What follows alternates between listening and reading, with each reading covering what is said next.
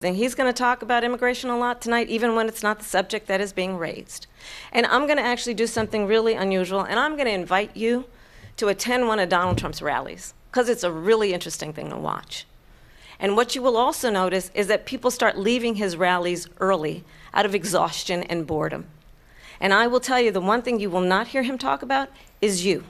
She said people start leaving. People don't go to her rallies. There's no reason to go. And the people that do go, she's bussing them in and paying them to be there, and then showing them in a different light.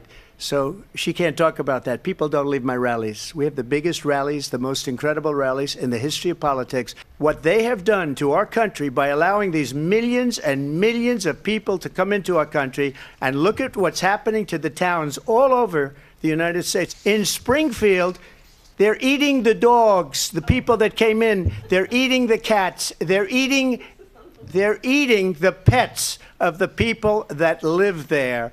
And this is what's happening in our country, and it's a shame. The people on television say my dog was taken and used for food. I'm not taking this from television. But the people on television saying their dog was eaten by the people that went there. Again, the Springfield city manager says there's no evidence of that. Vice President Harris, I'll let you respond to the rest of what you've heard. You talk about extreme. Why do you believe it's appropriate to weigh in on the racial identity of your opponent? I don't, and I don't care. I don't care what she is. I don't care. No, I mean, all I can say is I read where she was not black, that she put out, and I'll say that. And then I read that she was black, and that's okay. Either one was okay with me. That's up to her.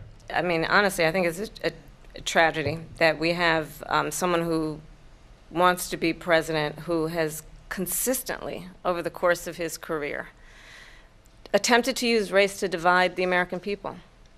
You know, I do believe that the vast majority of us know that we have so much more in common than what separates us, and we don't want this kind of approach that is just constantly trying to divide us, and especially by race. Millions of people let in, and all over the world, crime is down, all over the world except here. Crime here is up and through the roof. Well, I think this is so rich, coming from someone who has been prosecuted for national security crimes, economic crimes, election interference, has been found liable for sexual assault, and his next big court appearance is in November at his own criminal sentencing.